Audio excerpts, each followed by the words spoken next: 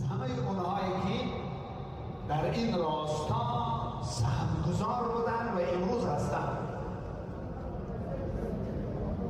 در رأس همه رهبر دولت، پیشوای ملت ما و شما تانیست ملت یاد داد، درسی خوب داد برای ملت، تانیست انگیزه دوست داشتن وطن هم ملت دوباره زنده کنه.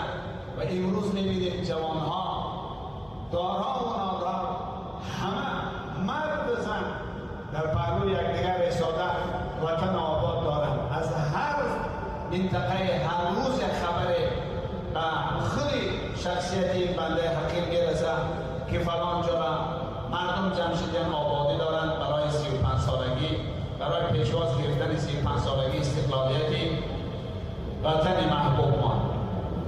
یک سال زیادتر شد، تقریبا هر روز خدا را شکر یک خبری می آید، یک پیغامی می آید، داملا دار کنیم فلان محله، فلان ناحیه راه ساختیستیان، مکتب ساختیستیان، فلان نوع آبادی ها کردیستیان. همین برادر عزیز نشانه از دوست داشتن وطنه و هیچ چیز باید باشه برادر عزیز، باید باشه.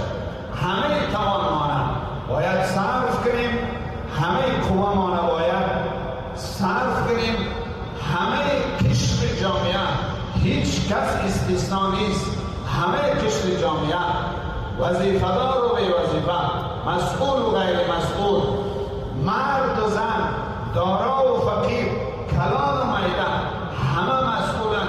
باید سهمگزار آبادی وطن باشد، سهمگزار باشد. و شما اگر از جنبه دینی نگاه بکنید، هر جای آبادی وطن هست شریعت را صدقه جاریه نام کرده.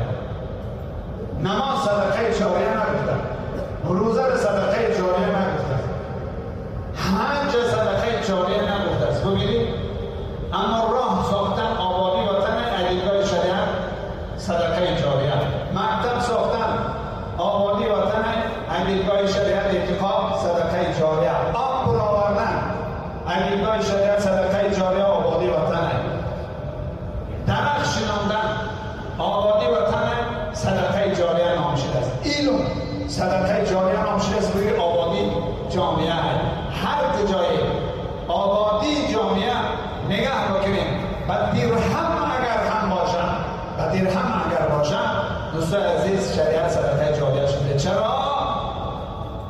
چون که آبادی و نفع به جامعه برادر عزیز از امر مهم شریعت، از امر مهم شریعت.